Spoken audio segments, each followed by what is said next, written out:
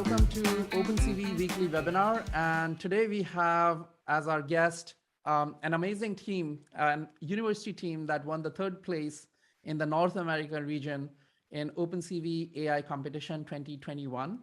And they also participated in the OpenCV AI Competition 2020. So it also shows, perseverance and a lot of teams, a lot of people getting together to make an amazing submission in the competition. Great team. I also love that not only is it a university team, it's a collaborative team across multiple continents.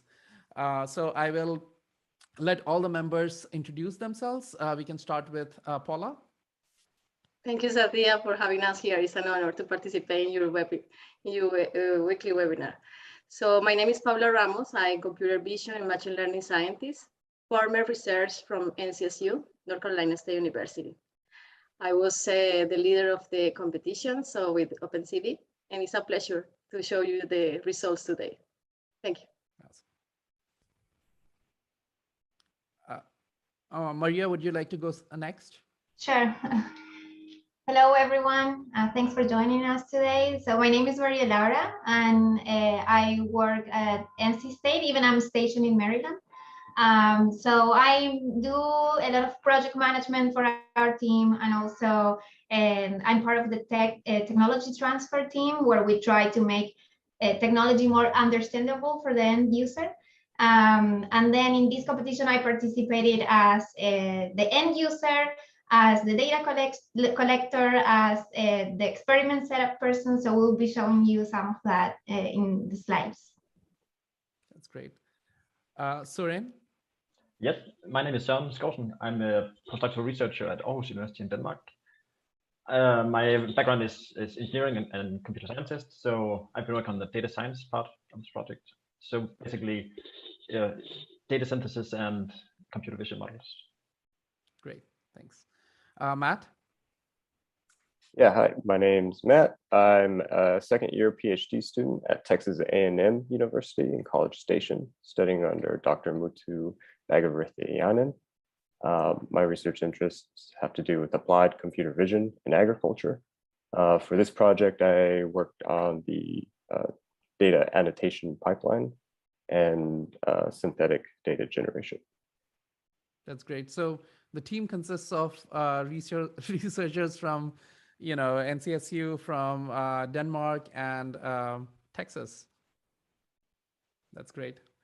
And as always, we have our content manager, Phil, who who puts together these webinars and helps OpenCV in several other ways. Hello, Phil. Good morning, everybody. Thanks again for joining us, and thanks for Team BenchBotics for being on the show this week. As always, we will be doing Q&A during the webinar. Please use the Zoom Q&A functionality to ask your question at any time during the show, and we'll do our best to answer as many as we can at the end. We will also be giving away a special item for our trivia contest today. So pay attention to the slides, because you might be able to win something. The special item, obviously, we are running a Kickstarter campaign for OpenCV AI Kit with depth-LITE, OAK-D-LITE, and you might have seen the Kickstarter campaign. If not, Phil will share it here. It's doing very well, but we still need your support, because we are not spending any money on advertisements, and we just hope that the community spreads the word. It's an amazing device, 4K camera. With a neural compute stick, not a neural compute, with a neural compute engine inside it. So it can do 4 trillion operations per second. It also has a depth, it also has a stereo pair for depth estimation. So Phil will share the link to our Kickstarter campaign for people who do not know about it, but I'm guessing that most people on this webinar probably have ordered one or two. Yep, just dropped the link in the chat there for everybody, and we'll have it in the show notes too. All right, that's great. So let's get started, Paula. Can you see my screen? Yeah. Perfect. Looks great. First of all, Satya and Phil, thank you for having us here. That is an honor to participate. And it was an honor also to participate in the competitions 2020, 2021. A lot of lessons, results, and future. So We got the third place in the regional award for North American region. So, and I'm so proud of this team. So, you know, right now, Matthew, Søren, Maria Laura, and I, but we were 10 in this team. So, and we were talking on behalf of them today. So Chris and Steven are the co-leaders of the project, Precision Sustainable Agricultural Project, PSA. Edgar Lobaton is an associate professor from the Electrical and Computer Engineer Department of the NCSU. Also, Arthur and Mayures, they were working with us as graduate students, working in different hardware and software projects. And Jack is a research technician in USDA in Benchbot, Maryland, helping Maria Laura with the data collection process. So we could start. So this is the little outline that we have for today. Can I interrupt you, Paula, just a little bit? Because I know you did not mention it, but you were recently featured on Forbes for, in the magazine, as I saw one of the articles that featured you. So congratulations on that. And you were too humble not to mention that at all. I just wanted to bring it up. That is embarrassing, but thank you. Thank you, Satya. Thank you so much for doing that. Yeah. So Phil can share the link. I'll drop the link in the chat to embarrass you further with your success, Paula. Thank you so much, Phil. And also, they are talking also about the BenchBot. So, but we have also another kind of technologies working in all my 16 years of experience. So thank you, Phil and Satya. So okay, this is the a small outline that we have for today. We will make a little introduce about the weeds. So, and also we will talk about how the PSA project is working with machine learning low-cost sensors for weed detection specifically, and the experience that we have with our participation in OpenCV competition, the result that we have for 2020 and 2021. So let's start. So the first thing that we need to mention is what is the meaning of weeds? So maybe a lot of people could think, cannabis is the fair, or I have some weeds in my garden. But I mean, to be honest, the weeds that we are talking here is a different thing. So, but we can define weeds as any plant growing where it is not wanted. This is the main thing. So on desirable plants, on the crops. And normally they tend to overgrow, maybe bigger than the canopy of the crop. Unfortunately, those plants compete for nutrients, water, solar radiation, and space with the crops. And in that case, if the farmers don't control the weeds, there is a potential loss in yield of 50%. Imagine the farmer could lose the 50% of production if they don't control the weeds. To control the weeds, we can see different methods. So we can see mechanical, just remove the weeds from the ground, chemical, biological, and cultural. Unfortunately, so we can see how the weeds feel resistant to numerous herbicides. And that is a big deal because the weed is resistant. So the meaning of that is that weed will be there for a long time, just making this competition with the crop. Every 5 years, new weeds appear also. And the industry could create for sure new chemicals. But this, during the time, is unsustainable. So that is a big point. So, and we can say that right now we are in this attack of the super weeds. So, and the herbicides are losing the one. So it's also very difficult. I'm assuming that, because ultimately weeds it's a human definition, right? It is things that we do not want. They are all called weeds. So creating some like a herbicide which doesn't affect the main crop and only targets the weed, it's not easy, right? Because ultimately, like Matt was mentioning before this meeting, that even like corn can be considered a weed when it affects other crops. It just grows sometimes and it's a weed, right? that is correct. And also there is a very good point, Satya, because we need to understand better the phenotyping of the plants. That is one of the things that we are doing with our project. So we try to understand better the morphology, the architecture of the plants, the size and the growth stage, and how we can control these kind of plants.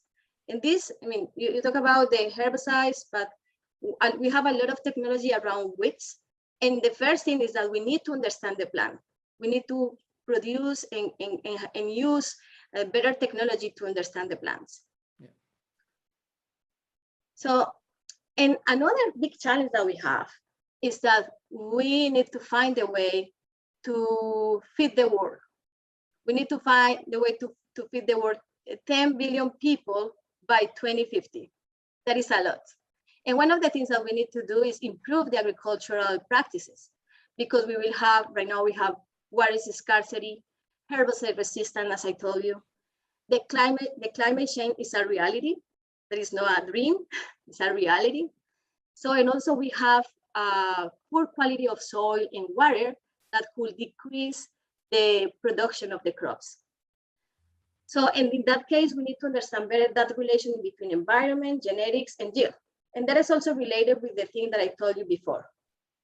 So, and this is a complex scenario, but if we think about that, we can talk about the technology, for instance, computer vision technology, for better understanding of these relations in between genetics, environment, and yield.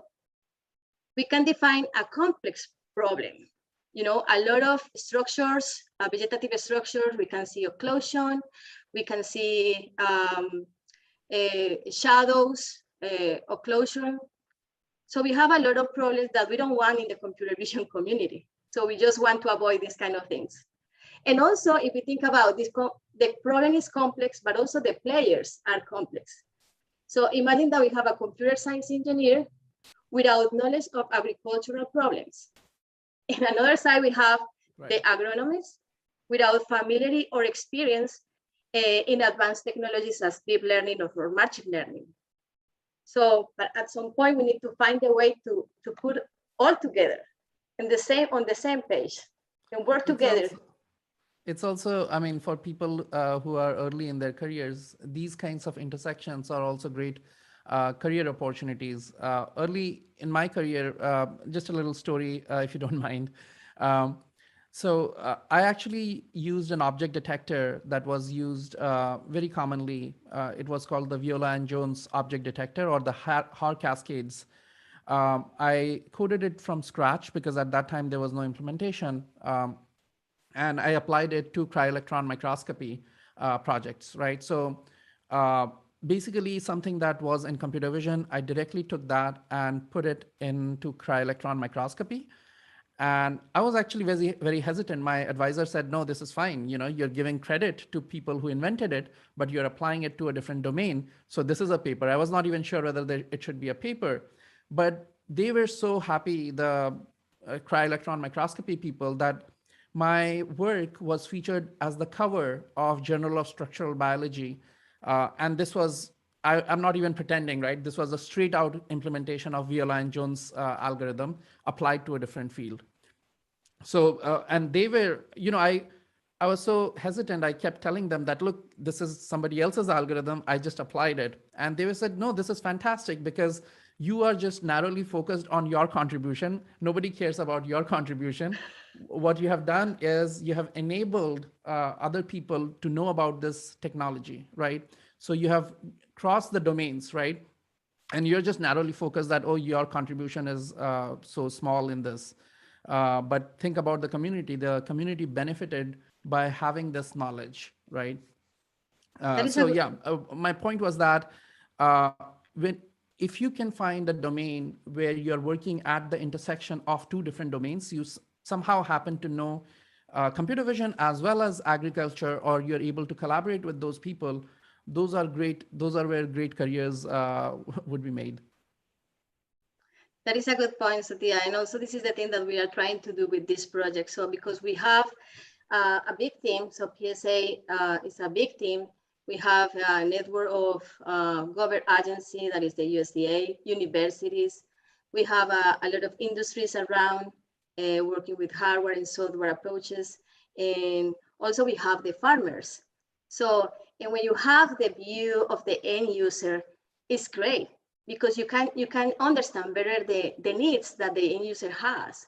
And also a little bit more about the background of the problem in the agricultural way, but also around the solution itself, that is the computer vision part.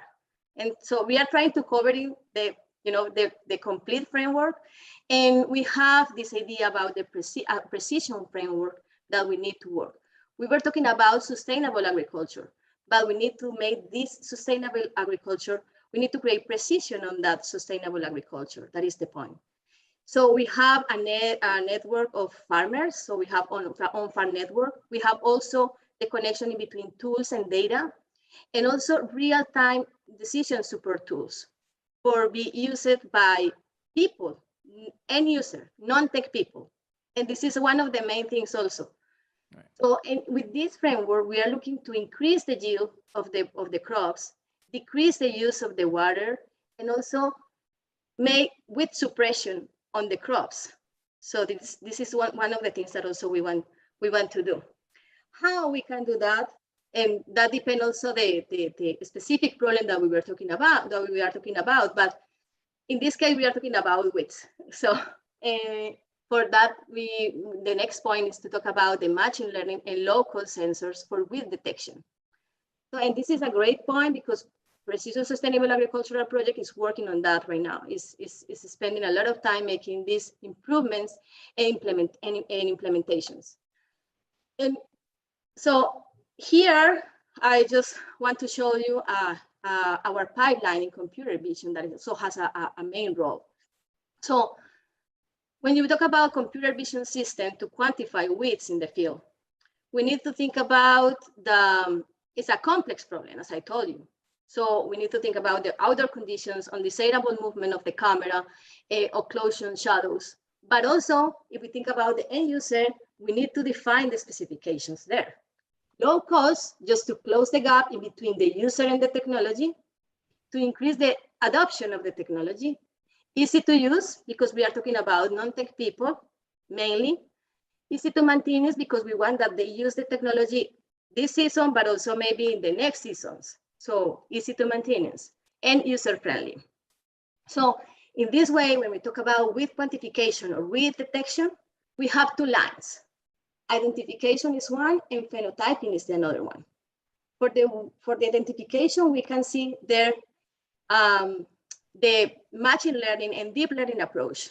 So we can see object detection system or semantic segmentation just to identify the species of the weeds of the categories. When we will talk about categories in this webinar. When we talk about categories, we are doing like a hierarchical classification of the weeds. So we are not talking about specifically one species, but just the category that we have. So the phenotyping is also related with computer vision because we need to integrate different kind of image processing systems there just to process 2D and 3D images. So in this case, we want to do 3D reconstructions and also measure some metrics of the plant growth metrics, or also the population dynamic that is important. So in this case, go ahead. Could you just explain a little bit for people who may not know, what is phenotyping, that word, what does that mean? Yeah, what's a phenotype? Yeah. So I want that Matthew define phenotyping. Could you define phenotyping for me, please? Yeah, sure. So phenotyping is the observable characteristics, in this case, of a plant. And a phenotype is the interaction of the environment on a plant's genotype or its genetic structure, right? So when we say phenotyping, we're really saying we want to be able to study a plant and how the environment and its genetics interact, right? So this tells us a lot about growing conditions, changes of plant, changes of communities, resistance, herbicide resistance. Phenotyping plays a major role in understanding, how a plant's genetics affect its ability to resist an herbicide. And observing its outside characteristics, is phenotyping. I'm glad I asked because I had a different, I was thinking of something slightly different. Does it also mean that when you observe, let's say, by genetics alone, the plant would have certain size leaves, but let's say the soil conditions change, the leaves would be bigger, or is that what it refers to also? Yeah, exactly, okay. Right. So the soil being sort of environmental conditions, genetics, has certain leaf size, but the environment is sort of influencing that. That's great. All right, thank you. That is the reason we need the two players on the complex problem. So, and we are working right now in these two different branches. So for the identification itself, we are working right now in one of the projects that we have is the image repository. So, and at some moments at the we talk about, we tell you about that. And that we were working in the biggest image repository for the weeds in the US. In that case, we have also the context of the BenchBot as a platform to install in the semi-field condition or greenhouses. But also in the phenotyping way, we have some equipment ready to go that we were using since last year. And we started this year with the beta testing. And this 3D reconstruction was done by the GoPro camera. So we also were working with a GoPro camera and an Android app and cloud computing to have this ready. This is an instruction per motion approach. And as the computer vision community knows, this is a high demanding task.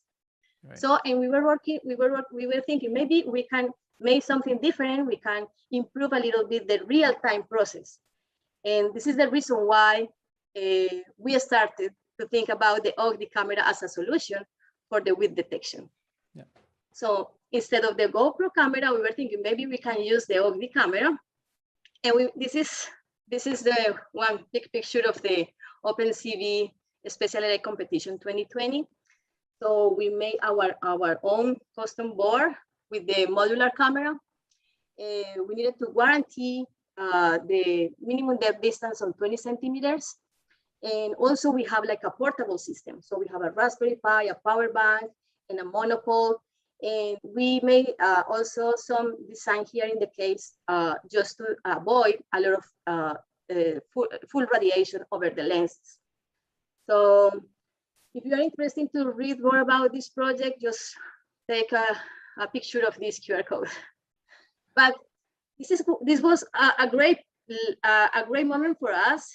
We did learn a lot with this. So it was not simple. It was complex. This is a complexity thing. So we are talking about outer conditions, occlusion, shadows. We have all things, one package of this of problems. So we have a very good approach. We saw the potential of the technology. We made the complete pipeline that you could see today. We run exactly the same pipeline.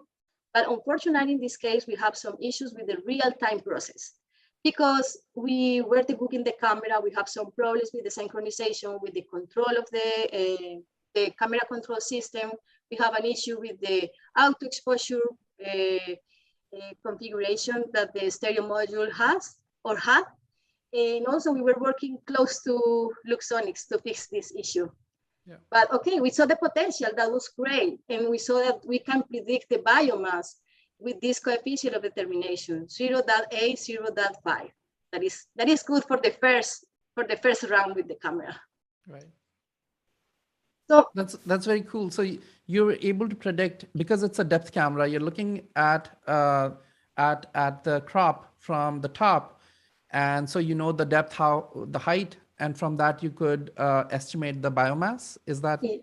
Yeah, so we were running here, the pipeline was, we were using the RGB camera just to run the semantic segmentation model to identify the category of weeds. So we were working with two categories, grasses and broadleaves.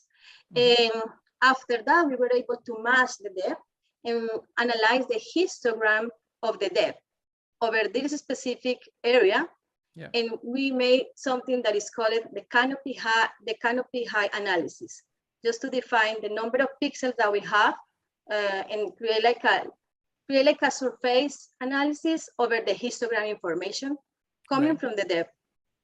That was the general idea of the OpenCV competition 2020. And you can see the complete history in the link. So go ahead, please. So as I showed you, we have a complex and dense real world system. That is this one.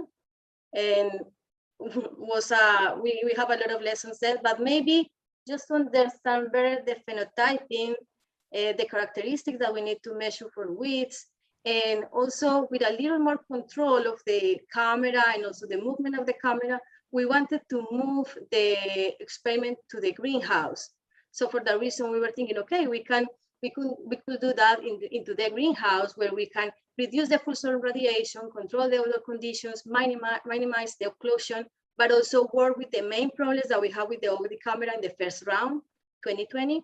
So, and that was the thing that we were doing. So anyway, so the BenchBot, as I told you, was there. So because the BenchBot was, we created the BenchBot also last year, but the BenchBot was waiting for the OAK-D camera. And it sounds like a romantic tales, but it's true. The BenchBot was waiting for the OAK-D camera. So, and what is the BenchBot? A match made in heaven, as they say. Oh, the perfect match, yes. The perfect match, OAK-D camera plus BenchBot. So when we designed the BenchBot, so we were thinking something that we need to make low cost.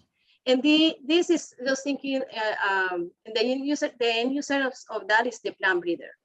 So the BenchBot is a plant phenotyping platform and mainly has two components: a semi-automatic image acquisition device that is on the top of the BenchBot, and also a central process unit to control the platform. It's possible to move the camera back and forward, and the camera could take images. So we were testing the BenchBot with different cameras, and we saw that the perfect match was with the OAK-D camera. And this is not a joke, this is a reality. So, and this is the thing so that we have. We start with this idea to use the OAK-D camera with the BenchBot just to reduce these conditions and work with the hardware setup, improve a little bit the conditions, the problems that we have with the camera control system and the synchronization. So we were using exactly the same custom board with the FFC version of the OAK-D camera, because we needed a minimum depth distance of 20 centimeters. Our baseline was 2.7 centimeters, and we were using the Raspberry Pi as a host. Right. And I mean, we were working on that. So we were, as a hardware team, we were working directly with Maria Laura. So she was testing the scripts that we were making here in North Carolina. So we were working also close to Luxonics to fix the issues that we have for data collection, because we needed full size resolution of the images, RGB and depth. So we needed to synchronize the RGB, disparity map, depth, non-PRI. But unfortunately, the synchronization, we could not fix the synchronization part. So we needed to make some changes. But this was not because of the camera, it was because of the host, because the Raspberry Pi didn't support that. Mm-hmm. So the point is that we needed to change the host, but okay, maybe we can make another changes. So, and we were working with different kind of synchronization. But you can see right now how the data collection was. So some people may not know, if they don't know, Luxonis, the company that Paula mentioned, is basically the hardware partner. They designed the hardware and also the APIs, etc., for OpenCV AI Kit. So that's the company. But I'm guessing that most people know on this webinar. Some may not. So right now, we could start with the data collection, Maria Laura. The word is yours. Sure. Thank you, Paula. Okay, so if we want to move to the next slide, I'll be giving you a little bit of my perspective as an end user of the technology and what my experience was. So first of all, I wanted to talk a little bit about the BenchBot. I know Paula talked about it, but is this structure that you are seeing here in this picture on the left, and it's pretty interesting and cool, I think, because it's modular. What does that mean? Is that means that we can add parts to it, and we can change the height, we can change the width. In that way, that makes the structure pretty versatile, and we for people to be able to use it in different greenhouses with benches of different sizes. And again, it's low cost, so that's great. So the system basically consists in three main parts, and those are a driver, a host, and the camera. So by using the driver and the camera's API and using the Raspberry Pi as our host, we were able to integrate that and semi-automate the process, which is great. Like a lot of these tasks in phenotyping are very demanding in time, in terms of labor and time. So if we can automate these tasks, that is definitely a great win for the industry. So Maria, can you explain, suppose this BenchBotics, the BenchBot was not there, how would people do it manually? You know, I just want to hear out the process, how tedious the process is. Suppose we did not have the BenchBot, what would be the process? Yeah, so actually, this whole BenchBot thing started 2 years ago because we had this breeding project. We were trying to develop a line of clovers that were resistant to shade. And that is because clovers are used as a cover crop. And if we want to interseed them, they are going to grow under the shade of corn or of soybeans. So we were trying to figure out, develop a line that was resistant to shade. And for that, in order to, as Matthew was explaining, understand better the phenotype and which phenotypes were better suited for that, what we did is we measured the height and the width by hand. And then you can imagine that when we had that time 960 plants to do this every week, right? That was very time consuming, labor intensive. So yeah, we then start thinking about, okay, what can we do then to do this more efficiently? And then Paula joined the effort, and the BenchBot is the end result of that. Right. Yeah, Yes, I learned from, you know, when working in cryo-electron microscopy, I learned that people in biology are much more patient than computer science people. So yeah, I mean, in there, you know, somebody would tell me that, oh, this thing is, I was shocked at some manual work that was required to do in the lab. And I said, oh, this thing is going to take a long time. And somebody says, no, it can be just done within a week.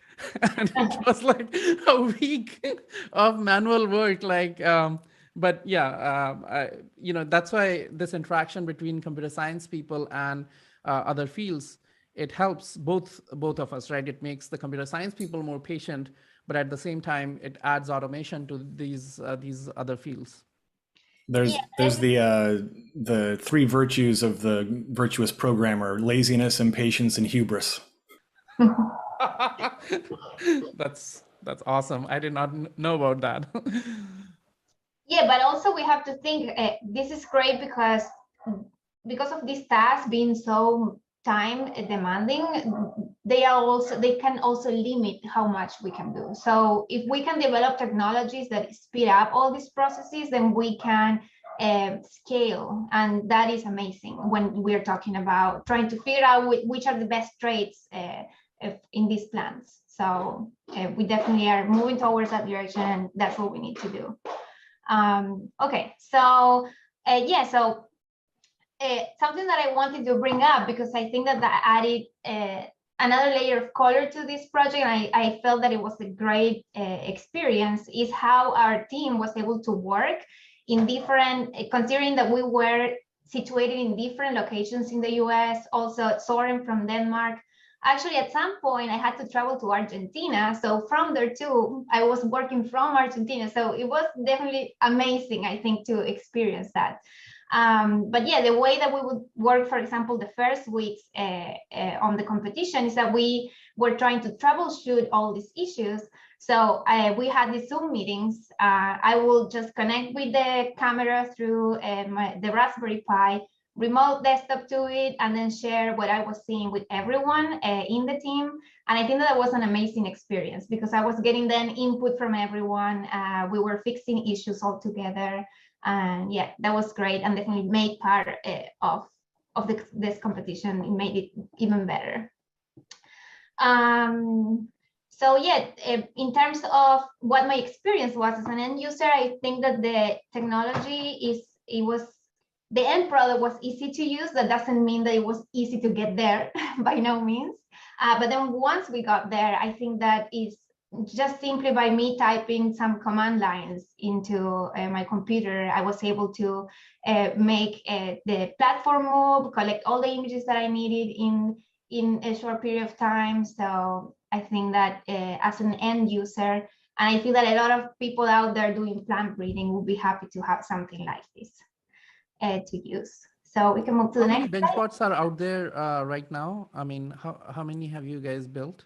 So we have one in Maryland, and now we have 3 in North Carolina. One that is built already, and 2 that we are building in the next 2 weeks for no, in the next week, sorry, for the hackathon. And then also one has been purchased for Texas. So Matthew is going to be getting one soon there. So we are going to have this working all for, no, sorry, 5 soon. Yes. And the design and everything is open source in case some universities want to build their own. Right? Yes, we are actually working. So there is already a GitHub repo, but we are working on making it fully available for everyone. So anyone that wants can put this setup together. And again, because it's modular and you can adjust according to your needs, depending on which how your greenhouse is designed, you will be able to use it too. That's great. Yes, the idea with the open source system is that we are looking for something that we can escalate simple. So we are looking to create just avoid maybe some gaps in the market chain. So we have this open source system, and you also could use the same pieces that we have, because this is like a Lego. And just buy the things by yourself. And Maya Laura, you have a very good history about how you made the first BenchBot. So during the pandemic, so it was difficult. So, and we didn't have access to the buildings and facilities, but we wanted to work. And Maya Laura had the need, and I have the design. So we worked together, and she was working in her kitchen. So it was a great history working on that. Yeah, I bet the first BenchBot was built on top of my kitchen bar. So I was scanning food instead of plants, but yeah, it was great. So now I wanted to talk a little bit about the experiment per se, like how we set up this experiment. So we had 60 plants per frame, and we had 6 frames total. And why is that we had these 6 frames is because we wanted to track a little bit the development of the plants. So plants don't look the same all the time. So we wanted to have in our data set smaller plants and bigger plants. So we did this data collection, this image data collection in week 1, 2, 3, until 6. So we got those different sizes and some changes in morphology for the different individuals. We also had 10 different plant species, again, because we wanted to have these differences in our data set. And at the same time, these plants were divided in 3 categories. These categories were clover, grass, and broadleaf. And the reason we included these 10 specific species and we divided in categories is because our species or categories are of interest for us. As I was telling you about the clover, because we are part of this clover breeding network, so it's a plant of interest for us. And then within this grass and broadleaves, we included wheat species that are of interest for us as well. We can go to the next slide. And then moving more into the data collection process per se, what we had to do at the beginning of each data collection event was the calibration. And that is because we mounted the camera on a plastic case. And the thing in a greenhouse is that the temperature can be pretty extreme in summer days. So we didn't want to risk then having problems in our data because of the sensors moving. So we did the calibration before every data collection event, which it wasn't too time consuming and it's easy to do. So we did that at the beginning. And then after all that was all done, what we needed to do is make sure that the BenchBot was aligned, because at this point, the BenchBot, the movement on top of the pod lines is automated, but the movement from row to row or line to line, we have to do it by hand. And actually, this is something I forgot to say, but that's something that we are also working on, is that we want to make this prototype fully automated. So that's something that we are working on now, and it's the next step in this project, is to reach that. So that's going to be the happiest day of my life, is when I see this just being able to remote control it. So I'm just going to be in my office with air conditioner, and I'm going to press a button, and it's going to do everything for me. Nice. So hopefully we get there soon. Yeah, so once we have the BenchBot calibrated, we need to make sure that it is aligned. So for that, we had like an RGB preview that we could go and check, make sure that the pods were aligned, that the image was in focus and things like that. And then once we are ready with all that, we just run this batch file, which has all these commands necessary in order to move the plate which the camera is mounted to, and also to acquire the images. So the way we program it is that the camera was going to move on top of the line of pods, but it was going to stop 17 times. And each of these stops was going to be collecting 30 to 80 images. And then that was pretty much it. And then once it finished at the 17th spot, we will need to move the BenchBot to the next line and start the process again. So, sorry, I have something else to say in the previous one. And then the last thing after that was going to be uploading the data to the cloud. So everyone had it available, and we could keep working on the next steps. The way the data was organized is, as you can see here on your right, we had a folder per week, per row, and then per stop. And each stop, as I said, you had all the RGB and the depth data. And then now, yes, we can move. Is this data also open source, or are you going to make it open source at some point? It is open source and is available right now in the GitHub repository. Awesome. That's really good. And then this slide that is going to be the last for me is just to, in some way, show how our data collection connects with what comes next. That are the things that Matthew and Søren are going to be talking to you about. So we collected in two groups of data, let's say. So one was the data we acquired through an OAK-D camera. That is what we were talking about until now. But then we also had to collect ground truth biomass. So the OAK-D data was uploaded to the Azure blob storage, and then it became available. So Søren in Denmark or Matthew in Texas could work on their annotation, CNN training, and biomass estimation models. But then we also, as I said, collected the ground truth biomass, because that's our end goal, is to estimate biomass. And we need to know what that biomass is in order to be able to do that. So basically what we did is, after each image collection process finished, is we cut those plants, we put them in bags, we dry them in the oven for 48 hours, and then that is the way that we use in order to correlate for the models. So what you can see here in the center of the slide is the map of which images we use to assignate that biomass value to. And then what you see next to it is regression of the real biomass versus the estimated biomass.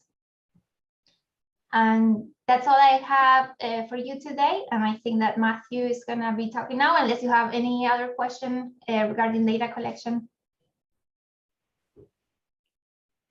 Let's keep rolling. Great, yeah, let's go. So as Maria was saying, we are moving this machine across the table and over 12 rows. At each row, the sensor is stopping 17 times. Each time it stops, it takes anywhere from like 30 to 80 images, right? And so this is where our sort of organizing and cleaning process begins, right? We've got to sort of sort through these images. We did some pretty simple basic pre-processing, removing duplicates, removing blurry images. The reason we took so many images per stop is to allow the machine to stabilize, adjust to light, autofocus, all these different types of things. So, you know, we're collecting quite a bit. We use some pretty simple tools, the variance of the Laplacian filter. So essentially, you know, at how fast or at what rate is an image changing across that image, right? A little bit of calculus involved, but it's essentially one line of code. At the end of our project, at the end of our 6-week collection, I'm looking down here in the lower right graph, you can see sort of the distribution of our data across weeks. The y-axis is the number of images, a number of unique images we collected, right? And that's what we were after. Per week, we were after about 204 unique images. You can see in sort of the first couple, 2 or 3 weeks, you know, there was some troubleshooting, right? We were trying to figure things out. We had some issues with the sensor itself. We worked really closely with the Luxonics team to overcome that, made some updates. There's also a couple of issues with like Wi-Fi connectivity, just pretty like normal stuff for you know, developing this type of technology. But after that 3rd week, we really sort of hit our stride, started consistently collecting you know, all the images we wanted. We can move on to the next slide. And so once we had those images, we can start annotating. We can start, you know, really extracting that data, because collecting the images is really just 1/2 of the story. We need those labels. And the point was to be able to develop a data set of cutouts of plants, right? So that could then be used to generate synthetic data sets. To do that, we took one of those unique images, used a vegetation index.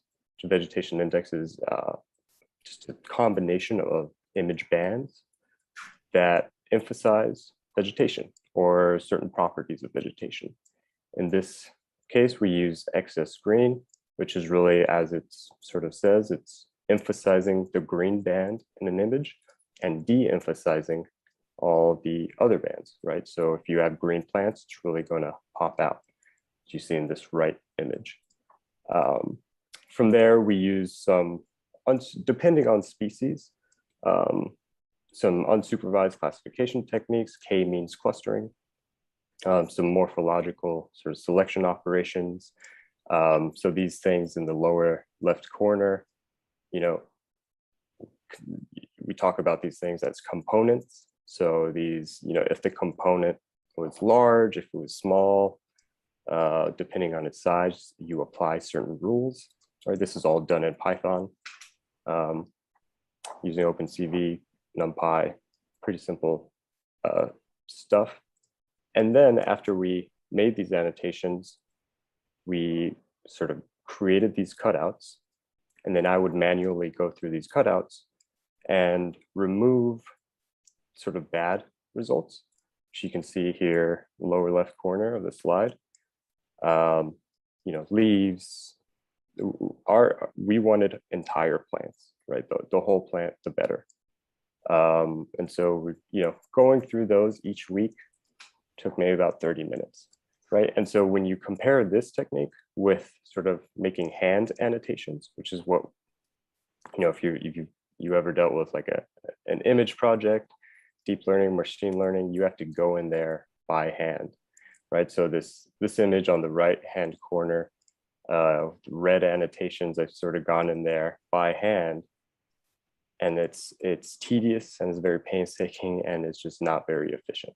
So large data requires sort of automated techniques. Yeah, we can move on.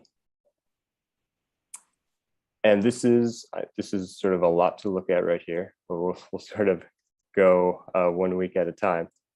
but this is really just represents how diverse our data set was, right? Our images were. We had, 7 to 11 classes, but there was so much variation within a single class. Week 1, we started out at about 20 days after planting. So these plants were a little bit larger, create some really good cutouts. Week 2 was at very early growth stage. I mean, these plants were tiny. There's a couple of other things that we sort of came up against. I'm looking down here in the very bottom of week 2. Sensor had some troubles adjusting to light, right? So, but our annotation system was still able to sort of make up for that. Week 3, looking up here at the top, this is a horseweed, what we know as horseweed. There's some portions of plants that were heavily shadowed that would just sort of be removed by our annotation system. Start going into week 4 is when the plants started getting larger. And our, plants on this table were also stressed. There was some stress involved, which is pretty normal. And so we have to sort of think about that in developing this system, because we want that in our data set. That's important information to have. That's what you're going to see in the real world. And what was really interesting is like week 5 here on the top, we had pest damage. So we're working in greenhouse. You have mites, extremely common to see this, right? When you have lots of people coming in and out. So we had mite damage, which causes these tiny little white blemishes, white spots. So if you're using, vegetation indices or morphological operations, it could be very easily, you can remove these white spots and you're left with holes, but we didn't want that. A couple of other examples toward the end, grasses were really difficult. They would get really close to the sensor. And that was, something that we had to overcome. And so, we combined some of our classes, and then as you can see, it's a little imbalanced, right? And so if you're training a neural net, working in machine learning, you want a balanced data set that's really going to be the best option for you. So then that was an opportunity for us to use synthetic data. And so this is Søren's work. He was able to take these cutouts that we created, as you see on the left, apply them to a blank soil background, distribute them all across that image, and create a highly accurate, annotated, dense scene that could be used for training. And then, as you see sort of in this graph, very cool, by the way. Yes, this is Søren's work. It is very, very cool. This graph, so in this way, then we could sort of even out that data set. We can balance out our data set. And so this synthetic approach has a lot of benefits. Can we go to the next slide? Right, so you're now able to balance the data set, as we mentioned, but also you have highly accurate annotations. And that's, like I mentioned, hand-end, that's really hard to do in a dense scene. You have also you can control the distribution of these plants across an image, because plants are biological. There are patterns, the way that plants grow in their communities, you sort of want to replicate that in some sense, or it's good to be able to do. You also just broaden sort of the span of synthetic conditions, as we say. You can apply different types of augmentation that can replicate, differences in light, right? If you collect images in the early parts of the day, going to be different than later parts. So you can sort of replicate that. And one of the biggest benefits here is you're also including occlusion. So this is sort of the enemy for computer vision, deep learning. Occlusion is really difficult to account for, right. But you can replicate that also. and we can move on. But, so we created a synthetic data set, but our real world scenario in this case, in the OpenCV and in the BenchBot case, was what we have here on the right, sort of deployment conditions. And so we then sort of were thinking, okay, could we develop a data set that's a little bit closer to deployment conditions? And this serves a couple of different purposes, right? It can it introduces more diversity in our data set, and it allows us to test in deployment conditions, right? And so we did that. We can move on. So we created, sort of following what Søren has done, created a synthetic bench data set. So in this top left corner, we have a real image. We have these, moving to the right, we have our cutouts that we created. We were also able to do some sort of simple photoshopping of our images to create this pot. This is just done by hand. I did this. And then the same with a blank background. So I created 27 empty pot images and 5 empty bench images. And so then this lower left-hand corner, we created, this is a synthetic image. This is not real. We sort of randomly, semi-randomly, Matt, can I interrupt you just for a second? So basically, some people have, because the show ends, most of the people have slotted an hour. Can we just interrupt it just for a second? We will just ask the question so that people, if they have to go, they can go. But the recording of this entire show would be available. It looks like we'll go over a little bit today. So, but I just want people to be able to participate in that question. Right? Yeah, let's do the giveaway. We can just pause for a little bit. For sure. Yeah, Satya, would you like to tell them what they'll win? Well, there are 2 things they'll win. First of all, this competition was sponsored by Microsoft, Azure, and Intel. So we will get 200 hours of free processing time on Azure Cloud. And we will also throw in OpenCV AI Kit with depth-lite. And this will be available only after the Kickstarter campaign is over, when everybody gets their units. The person who wins here will get there at the same time. Yeah, so the way this works, if you've never been here before for our little trivia competitions, is that I will ask a trivia question I've come up with from the slides of the presentation, so it pays to pay attention. The first person to answer the question correctly in my chat window on Zoom will win what Satya just described. Also, please, if you've won recently, don't answer. If you've won in the last month or so, we've got some repeat winners. Some of you are just too damn good. And we want to make it fair for everybody. So get ready to answer. Before using OAK-D, the team used a different brand of camera to capture data. What brand of camera was that?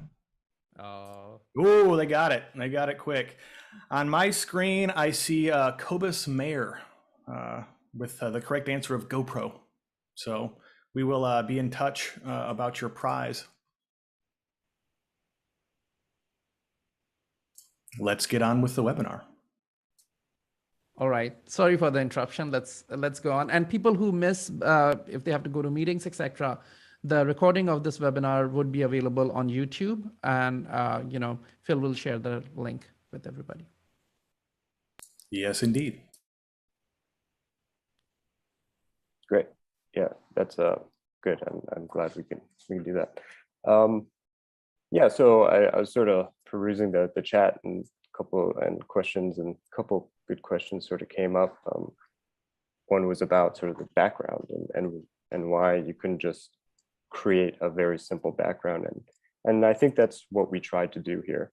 So this was second year of this competition for us. In the first year, we used a white sort of metal background that had sort of holes. It was like a mesh metal, and that generated a lot of noise for us.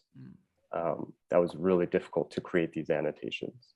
So someone had the idea this year to put a black background, and that was really sort of a game changer for us. I mean, that really simplified things, and so that's really a main reason why we can generate these foregrounds and just making a simple, uncomplicated environment scene. But sort of back to the synthetic bench images, you know, we place the pots sort of semi-randomly and place the plants semi-randomly, and then we can generate a mask. So then we have an additional data set, synthetic images and their labels. That could be then used for training. Okay, you can move forward. Then I'm going to pass it on to Søren here. Just a quick question. Isn't this must be pretty big, almost revolutionary in your field, this amount of synthetic data? I don't know what is the size right now, but just the capacity you have with this, is it very big news in the in your domain? I have something to admit here. Went to Søren probably doesn't know this. In my master's, when I started in about 2018, I came across Søren's paper, one of his first papers about sort of this synthetic data set. And I think that changed a lot for people in sort of the agricultural domain, the remote sensing domain, at least in sort of my lab. Just to be able to see, oh, wow, there's like a whole nother level here that we can play around with in terms of like creativity and overcoming this huge obstacle we have of gathering data. I mean, that is really the problem. It's a data set development problem. You know, how are you collecting it? How are you cleaning it? Creating labels, all to train a model. I think this is all still pretty new, pretty novel in our domain, and but it's been pretty exciting. Yeah, so in computer vision, right? You're probably obviously aware of the ImageNet large-scale visual recognition challenge, yeah. And it was started in 2010, and you know it was interesting at that time. It was in 2012 when it just exploded, right? It just started a revolution, but it started in 2012, 2 years after the competition began. Earlier, the submissions were interesting, but in 2012, the CNN-based submissions, when they won, it was really big news. So, you know, some of these things take time, but once you have a very large data set, which was impossible before, people will do wonders, right? When the problem comes to the computer domain, right, in the digital domain, and it's no longer, they don't have to worry about data annotation. They don't have to worry about all these things. The data is given to them. Then the number of people who can contribute just goes through the roof. And that's where, you know, you could be at the threshold of a very big thing. And I think, yeah, you know, there's a lot of sort of that trickling down from 2012, right? I mean, there's tons of attention on autonomous driving, on sort of facial recognition, right? I mean, that is sort of, you know, tons of resources there. Yeah. But now we see it, okay, entering these other domains like agriculture, ecology, conservation, you know, so everywhere you look, it's really, there's just so much potential. Right. And just one more thing I want to add, because this is so exciting. So Feifei Li, who was pushing the ImageNet data collection effort, she's one of the top researchers in computer vision. And people were saying that, oh, you're going to ruin your career by working on this data set, because I don't think she had a tenure at that time, that working on this data set, who cares about data sets? All you're doing is collecting a large data set. But, you know, she decided to risk her career in some sense. And, you know, the payoff has been huge. And you guys could be, you know, you guys could be bringing that kind of big revolution in your field because of this effort that you're doing. So really big. Could I add just 2 things to that as well? So one problem about agriculture is also that if you need more data, you have to wait another year to collect it, because the plants only grow once per year. So if you need to add a new condition in the training test, That's a great point. It takes a lot of time, but it doesn't do that in a synthetic case, of course. Right. And building on to the image set debate, we do work right now on collecting and publishing this very extensive wheat database of US wheats to sort of support this synthetic image generation. Right now, it's underway. It's not finished yet, but this group works on that. If I can add a little thing there, we are working in is for now a 3-year project, but it could be longer. Hopefully, not so much longer. But is as Paula was saying earlier, it's going to be this big data set with wheats from different regions in the U.S. So we have 3 partners working on that: is Maryland, Texas, and North Carolina. And the idea is to collect high resolution images for wheats at different growth stages in like a semi-field condition. In that case, it's going to be using these BenchBots, but also in field conditions. And for that, Søren, Matthew, we're working on, and Paula, we are working on this system with high resolution cameras that we could use at the field as well. So it's going to be a big enterprise. We have a lot of people working on it, but I think that the end product, as you were saying, Sati, it's going to be amazing. And once we can put that on people's hands, because it's going to be open source, we are just going to have to wait there and see what happens with that. But it's definitely very exciting. Yeah, and if you ask people from outside who are not working in this field and ask them to work on weed detection, I think many people will be attracted for the wrong reasons also. Just kidding. Or the right reasons, Satya. The right reasons. That's right. Okay, let's see CNN training. Yep. So if you go forward one slide. So as we talked about before, we have lots of possibilities in agriculture and computer vision. And if we don't have any limitations, we can basically do almost nothing, or almost everything, sorry. So this is an example of a 61 megapixel image taken with a professional camera, segmented using a very large semantic segmentation model to separate the ground from grasses, from non-grass plants, dicots. And we can do this very accurately, but if we want to do it in the field in real time on a cost-effective device, we cannot do this. We have a number of constraints. Of course, we have the real-time processing, so we cannot see how the model performs and do some tweakings. We have the price justifications if we want to deploy it at every farmer. Mm-hmm. We have the computational and memory constraints, so we cannot really process it at full resolution and wait a few minutes for the results. And of course, we cannot give the farmer a $6,000 camera system. So these are some of the constraints we have in this project. And so if you go forward. So most of this CNN training does not really involve the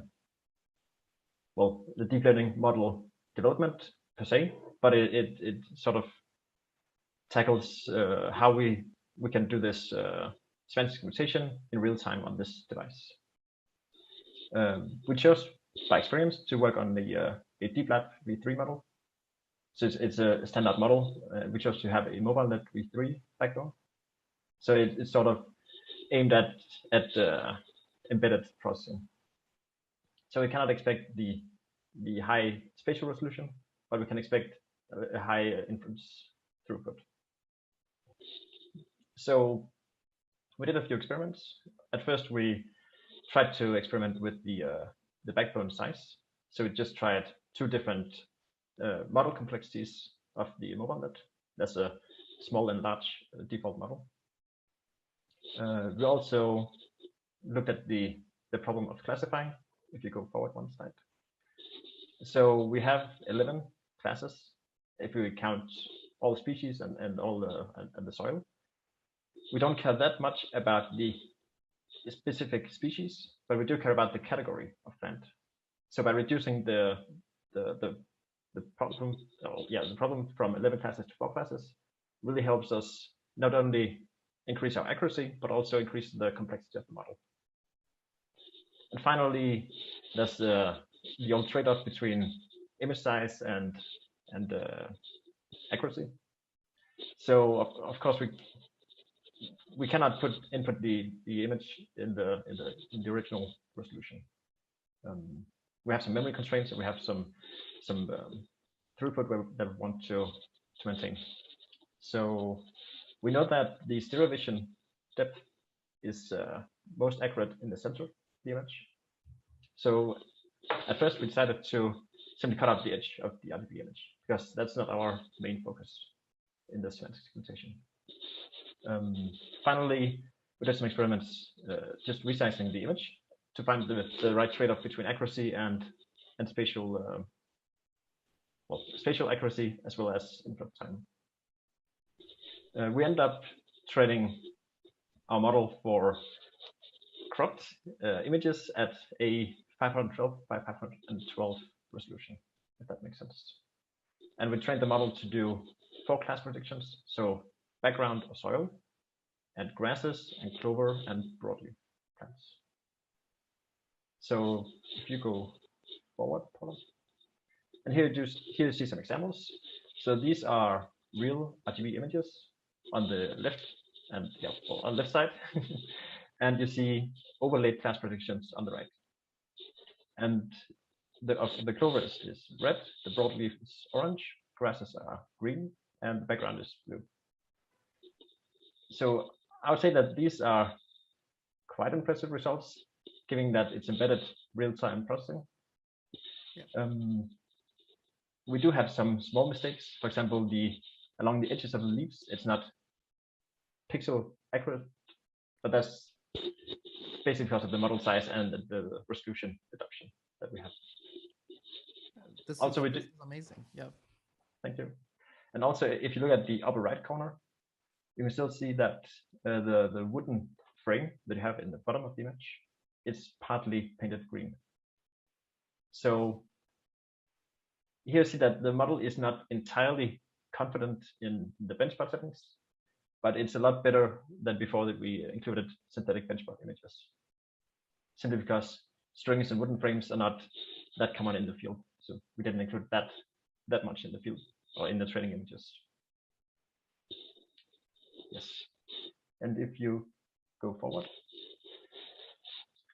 Yes. So as I mentioned, we trained a small backbone model and a big backbone model to do the segmentation, and we ended up using the large model. So evaluated on a synthetic data set, we had a mean accuracy of 85%. That doesn't say that much because the majority of the pixels are soil. But for the clover and broadleaf and grass, we had I would say, decent accuracy. And the biggest error is not from actually identifying the plant, but it's from the contour of the plant. So especially the clovers and grasses have very narrow leaf, so it's very hard to accurately classify that boundary. Okay. And you can go forward and just once more. So finally, when we had this model trained in TensorFlow, we could convert it to intermediate representation and basically make it ready for the deployment. And that's it. Thank you, Søren.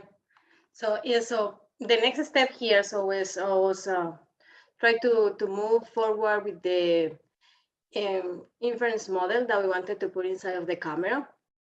And that also was a little tricky, just to find a way that what is the size that we can manage with the camera. So and there was like a loop, just trying some models and try again. So and we found that was the small model was perfect, and the latency and the throughput was 2 frames per second. Was good in the inside of the camera with this model in real time. And it was one of the things that we have, like we don't have this flavor for victory last competition, but right now with these 2 frames per second, we are feeling so good. So we just use Intel Dev for the with the Dev Cloud for the Edge with OpenVINO to get this information, and implement the model, the blob format inside of the camera. So the final implementation also included the biomass estimation. So, and we have right now, we're talking about the annotation and the images, but also we need to include the model. In this case, we were using and we were testing different kind of models, statistical models and also machine learning models to create the estimation. But what kind of characteristics of features we want to create? So we create a vector of features with the vegetative indexes that Matthew was talking about, and also the canopy height measurement that we made during the last competition, the 2020 competition. So we create this feature vector with a excess of green, excess of red, and leaf area index as the area of the plant, of the label. And the canopy height measurement was the histogram analysis over the depth information. So here the depth was pretty important, and we were working directly with the label of the annotation to create the estimation, but also we were working with the label during the semantic segmentation model inside of the camera. So we have more or less in between 40 and 60 observations per with category. And we were testing different kind of models. So linear model with a statistical model, and the machine learning regression model with a random forest. And in both cases, we got more than 0.8 in the coefficient of determination. It was great for the three classes, for broadleaf, grasses, and clover. With this model, we also have the capability to integrate this model inside of the virtual, inside of the BPU, inside of the camera.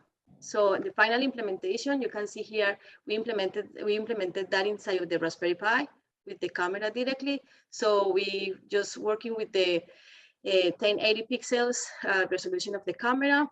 And also we center cropped the image in this size that the model was able to work, 512 by 512. In the depth camera, we were working with the disparity map just for visualization, but we create the depth lumpy array to make the analysis with the canopy height measurement. Finding the bounding box per category, so we was there just finding the bounding box and trying to match this bounding box directly with the depth information, and create the feature vector to estimate the biomass, and also create the visualization of the results, and all just running in the camera, and that was great. So here you can see the video that we have with the demo video that we have. If you want to see the complete video, you can take a picture of this QR code. But this is the BenchBot inside of the greenhouse, and how the BenchBot is taking pictures and video. This is in real time, and also how we can see here the biomass estimation. So in this case, with the validation, we know that right now the accuracy is bigger than 80% for broadleaf and clover. We have some issues with grasses because the grasses, as Matthew did show before, the grasses were touching the camera at some moment. But for broadleaf and clover, it's a real good tool. So, and right now we have this like a reality thing that this is a real-time data to make decisions in the field. So this is one of the things that we wanted to mention today. But also, I think that with this webinar also we want to inspire the people that is working in computer vision community. So and we need to know better about the challenges for the future.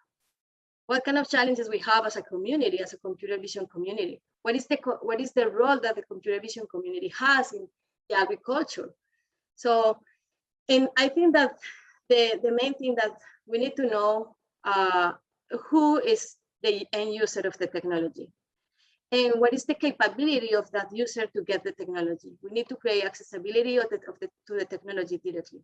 We need to create low-cost sensors, easy to use systems, easy to maintain, working for different kind of conditions. You can create a very good algorithm working for a perfect conditions, but when you move forward to the outer conditions, it's not working. So, And also, this is a great point that we have a lot of discussions in the webinar, open source community. We need to have availability of real data. So, and this is something that we have as a goal. And also availability of software and hardware designs, because if we want to have, if we have real data and we have the capability to see these designs and replicate the things, we can increase a lot and we can accelerate the production of this kind of computer vision system. Also think about the cross-platform tools for non-tech people. So I love the idea of RoboFlow, for example. So when if you don't have computer vision background, you can go there and try it by yourself. And that's OpenCV Silver Partner RoboFlow. That is great. So sorry. So, and also one thing that is great is also think about that we need to decentralize deployment for true scalability. And this is one of the things that Luxonics is doing. So we are in the right moment, in the right place, so we can move forward as a community. That is the message. And thank you so much. And thank you for the people that is here until this hour. So, and thank you, Satya and Bill. You have questions? You're muted, Satya. Do you want to briefly talk about, thank you so much first. Can you briefly talk about the competition that you guys are organizing, the hackathon? Yeah. Okay, yes, see, I mean, we have this hackathon will be done October 8th, 9th, and 11th in the university, in SSU, North Carolina State University. So you can take a picture of this QR code and see the flyer and also the registration information.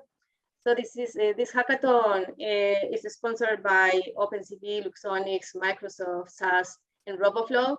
We have 3 different targets. So one target is just in person, that is a hardware target. We want to use the BenchBot in this target. And also we have 2 other targets. One is with software, just that you can work with the Danish data set to train your skills in deep learning approaches. And also we have the third approach, the third target, sorry, that is more related, like it's not a target specifically, it's more like a educational workshop to work with RoboFlow. So in that target, we are looking for non-tech people. I'm thinking about biologists, agronomists, that they want to use the computer vision stuff and they can learn.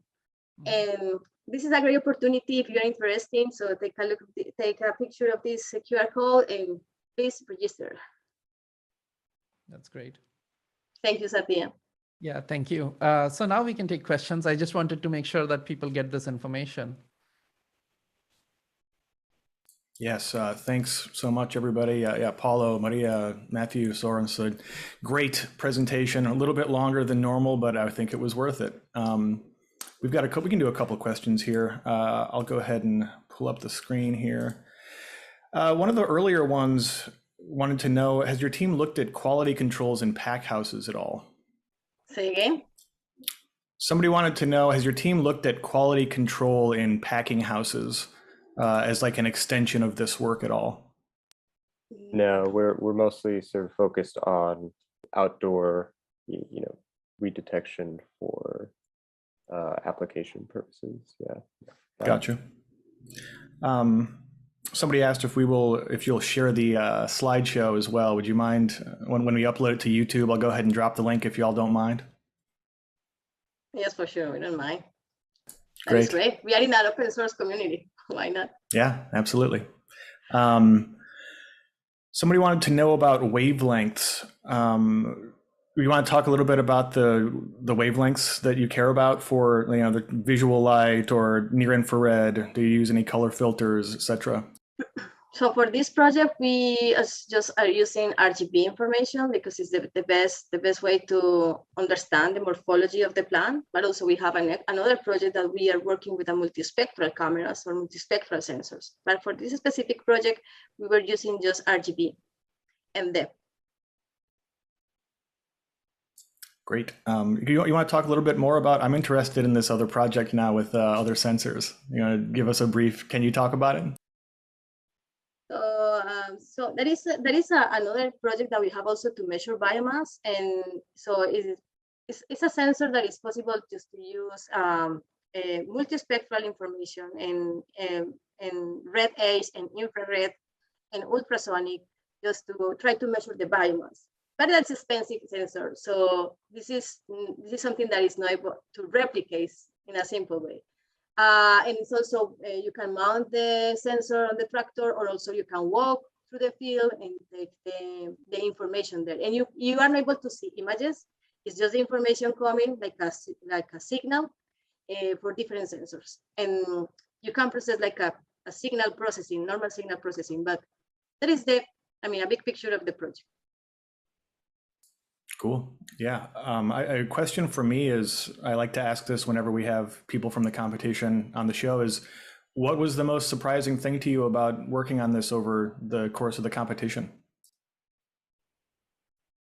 Okay, so I think that the most impacting that I could see was the support that we have from Luxonics. So we have a lot of issues, we had a lot of bugs, but they answer was so fast, and they also think about that we have as end users and non-tech users. So we got the support and the proper answer. So, and we have a lot of calls and meetings, and I send the scripts and they send the scripts back. So, and it was difficult just to figure it out, but at the end was working pretty good. And for me, as you know, I was working more in the hardware part, just preparing the camera and running the scripts and the embedded system. That was the thing that was most impacting for me. I don't know for the rest of the team. Sorry, Matthew or Maria Laura. Yeah, if anybody else wants to, answer what sort of surprised them the most too, we can do that, and then maybe call it a show afterwards. Phil, could you also add Luxonis Discord channel for people who might have bought? Yes, definitely. Yeah. So if you have bought an OAK or OAK-D or OAK-D-LITE, Luxonis Discord channel is the technical, where all the technical discussions, questions happen. So please join that. It's pretty lively over there too. I would highly recommend, even if you don't currently have any issues, it's good to just hop in and see what's going on, because you even get the inside scoop on new hardware by hanging out in there as well. I'd say that maybe the biggest thing that surprised, or not necessarily surprised me, but was most impactful, is just sort of working in the team that we're working with, across different parts of the world, but also across disciplines. I think there's like so much nuance in this problem, and like, the weed detection problem, that I think like pure discipline approach just, I think it loses that nuance. And so you sort of have to have all these different people, sort of like different perspectives, thinking about the same thing and thinking about it differently. And I'd sort of never really been part of it, and part of something like that in terms of sort of remote. But it was that was pretty cool to see, and working on code and sharing, doing commits and all that fun stuff. That was pretty fun and new to me as someone with mostly like a agricultural background. Awesome, thanks. Maria, would you like to weigh in on what was surprising to you? Yeah, my thing, I think, is kind of close to what Matthew was talking about. I was thinking about that, but also a lot of the products that we work on, not just the one that we were working for in this competition, include the end user too. So we do a lot of what has to do with like making this easy to use for people. And that, for me, that is the most rewarding and I think exciting thing, is to think how all this complexity and things that seem so hard to understand or work with at the end up being this easy to use thing that makes this so accessible. And I think that when you get to that point, that's when you are like, wow, this is amazing. That's when I get that wow factor, because I think that I don't know who was talking about AI democratization. I think it was in one of these webinars or something. And I think that is amazing. Like the data we can get there and make AI and technology help the world in different ways. That's what's amazing for me. And I think that in this competition, we were doing a lot of that. So that's great. Awesome. Thanks for that. It's probably Cortic Tigers, our grand prize winners, that were discussing that. Soren, would you like to talk about what surprised you? So it's similar to what Matthew was saying as well. So I'd say it's surprising that we got this far without ever meeting. So great answer. Yeah. Paula, would you mind turning off the screen share here so we can do our little outro? Soren, you have more to say? Sorry. So we did meet, at least most of us, way before the competition, but we haven't met since 2019. At least I haven't. So I haven't had the device in hand or seen the plans. So it's surprising that we could make it work so well, I would say. There's the old saying, necessity is the mother of invention. Yep. Satya, you want to take us home? Well, for all the people who have waited for this long session, I just wanted to give one surprise. There are not. So I'm unable to reveal many things, but let me just give you one surprise. People have been asking whether OpenCV AI Kit with depth OAK-D can be used as a webcam. And this one is actually, this webcam that you're looking at right now, this is from an OAK-D, right? I cannot, right now we are not in a position to release the software or anything like that. But I wanted to convey that it is certainly possible. Right now, this particular view is from that camera. And it's just doing some background blurring and everything. Yeah. Yeah, it's depth-based background blurring. So when we release this thing, you probably would be able to do much more. But this is all information that is, not guaranteed. We may not release that software and things like that. So. But it is certainly possible for people to build a webcam using their OAK-D camera. So, and it's a very affordable 4K webcam compared to, say, a Logitech Brio, which is like $200. Right. All right. So thank you so much. And congratulations again on winning the competition. Thank you so much, everybody, for being here. Really enjoyed this talk. I learned a lot myself. And so amazing work. And Phil, thank you for being, managing this thing. And thank you, everybody, all the audience members, for sticking with us. This was a longer show, but I'm sure that it was worth your while.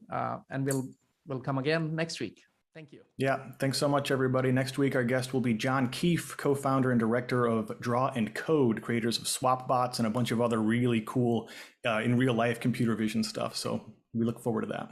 All right. Thanks so much for watching this episode of the webinar. Please hit that like button, subscribe, and don't forget to tap the little bell icon to be notified when new episodes drop. This week's episode was brought to you by Microsoft Azure and Intel, sponsors of the world's largest spatial AI competition, OpenCV AI Competition 2021. If you'd like to be in the audience next week, subscribe to the OpenCV newsletter.